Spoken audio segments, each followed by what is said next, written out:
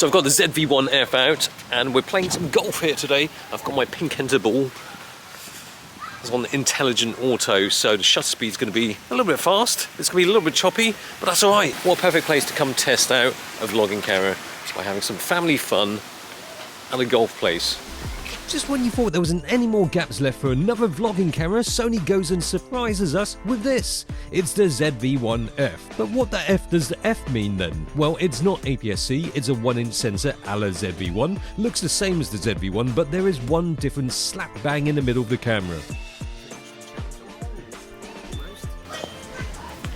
So the interesting thing with the ZV-1F is that it's completely fixed lens. So it's just a prime lens, but it's wider. So I can get all of me in it. Well, not all of me, just more of me in it. The 20mm equivalent focal length on the ZV-1F is wider than the widest of the ZV-1's 24 to 70mm equivalent zoom lens. So no optical zoom lens, but that also means that there's no optical stabilization on this lens. So hopefully it looks better. I've got on active stabilization at the minute. That's the digital stuff, so hopefully it should make this kind of smooth. I usually find that the active stabilization with the Sony is the best form of stabilization on the Sony camera for video. It's looking pretty smooth on the screen right now. I'm shooting 4K video. 4K video is usually when it has the shakiest video. Let's try one thing. This is stabilization off. No optical stabilization, just my steadiness. I like Sony's active stabilization. It works to soften the up and downs of footsteps. It's still gonna look shaky even when you're doing active stuff like running, but it's a lot better than not having it on. And it's worth noting that stabilization is either off or active. There's no normal stabilization. Oh yay! You did it. But I guess you could say one benefit of having a fixed lens like this is that one less thing to break. I would know. Trust me. There's actually a filter thread. A very tiny one, but it's there. Which is unlike the ZV-1 and the RX100s where you had to buy a little sticky thing to stick on front of the lens before you could attach some kind of filter system. So this one you can put a filter system. I don't have a filter on it in a minute because I don't actually have a step-up ring which is that small. So I have got to use intelligent auto. There's no built-in ND filters, so I'm using fast shutter speed as a result. But that's fine. Okay, here we go. This is it. It's in the sand, man.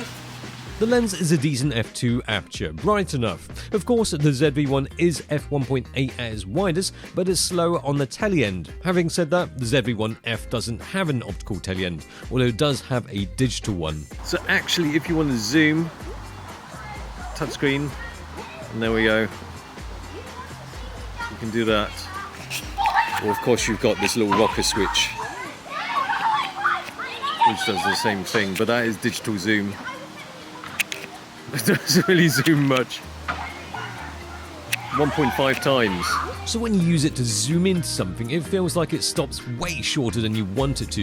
In 1080, it's marginally better. Yay! There we are. Wow, lots more zoom.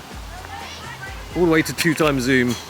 Another thing about the lens is that, although it's wider than the 24mm equivalent widest of ZV-1, you will need to switch to active stabilization on when hand-holding, even when stood still. With stabilization off, the footage is jittery.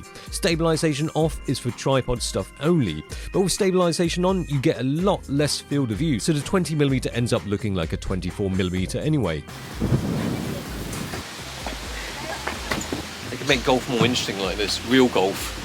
Like if Tiger Woods has to cross the river on the boat, base jumping to get to the next hole, that would definitely make... I'd watch golf if they had that.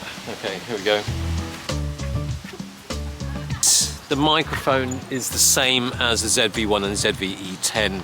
It's the free capsule mic, so it probably should sound alright, especially when you're close up. Maybe not so good when you're further away, but that's fine. Okay, you can do this one. Yeah. It'll definitely be on par here. There's another thing you might want to consider. This has got Sony's autofocusing system, of course. It's a Sony, however, it is contrast detection, so it's not going to be as, well, in theory, super accurate or fast, but just how good is it?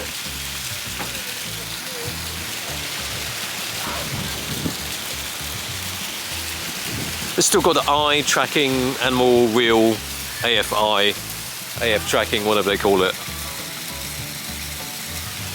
So it's a little bit slower, but you know it works. Well, this bit, yeah, we're finished. Kid asking me if I've finished. They think I'm taking too long. They're like, oh, vloggers just hogging the course. All in one. It's the product showcase. It should switch between me and a product, which is the ball in this case. So focusing on the ball, yeah, and then back to me. The focus isn't as crazy quick as standard Sony face detection AF, and when the main subject isn't the big bright thing in the frame, the AF system doesn't seem to pick up on that. It gets confused and goes for the big bright bush. You just need to bear this in mind if you want to film without having to check the focus all the time. Little Franz.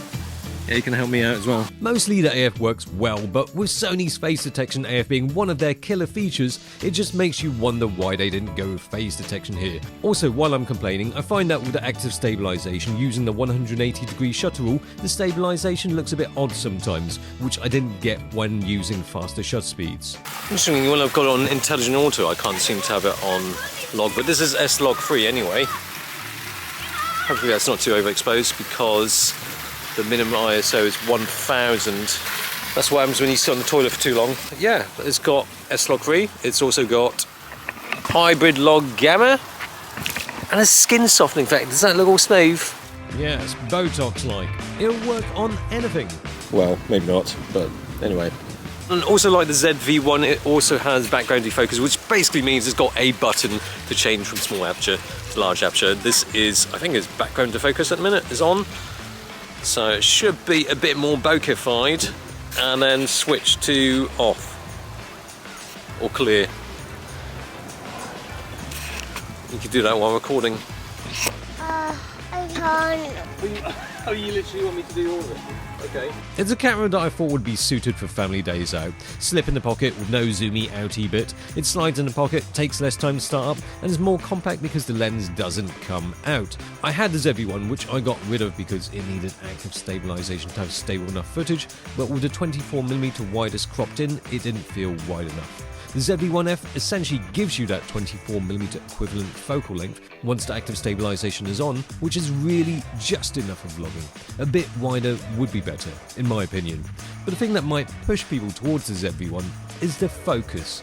Contrast detection AF can work, it really can. And when it does, it's sweet. Just not when it doesn't. I'm not reversing the video, it's just walking backwards.